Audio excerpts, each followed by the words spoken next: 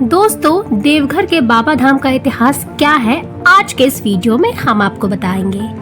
हिंदू धर्म में भगवान शिव के 12 ज्योतिर्लिंगों के दर्शन करने का बड़ा ही महत्व है, जिसके मात्र दर्शन से ही लोगों के सभी पाप मिट जाते हैं और उनकी जीवन में सुख, शांति और समृद्धि का वास होता है।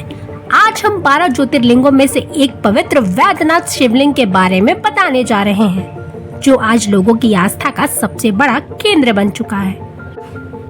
भगवान शिव के इस मंदिर में पूजा अर्चना करने का विशेष महत्व बताया जाता है। आइए आपको इस मंदिर के बारे में कुछ खास बातें बताते हैं।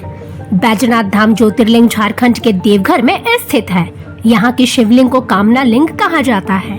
जहाँ जहाँ महादेव साक्षात रूप से प्रकट हुए, वहाँ पर ज्योतिर्लिंग की स्थापना हो गई।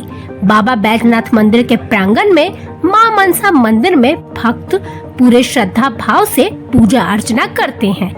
इतना ही नहीं, बैजनाथ धाम में देश विदेश से श्रद्धालु पूरे साल यहाँ पर पूजा अर्चना करने आते हैं।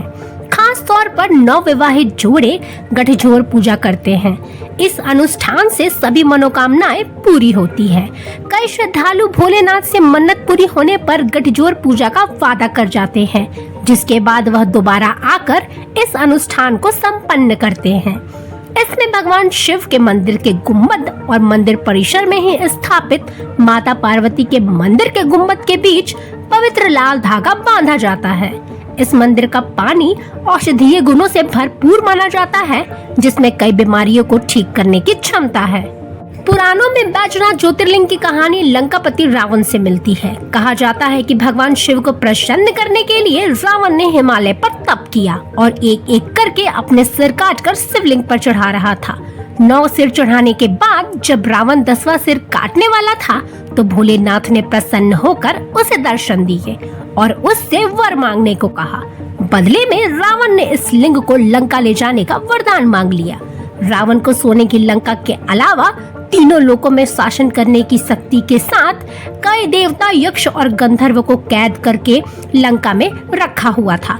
महादेव ने उसकी शर्त मान ली, लेकिन अपनी एक शर्त रखी और कहा कि अगर तुमने शिवलिंग को रास्ते में कहीं भी रखा तो फिर मैं वहीं रह जाऊंगा और नहीं उठूंगा। रावण ने भगवान शिव के इस शर्त को मान लिया और फिर रावण एक गलती कर बैठा।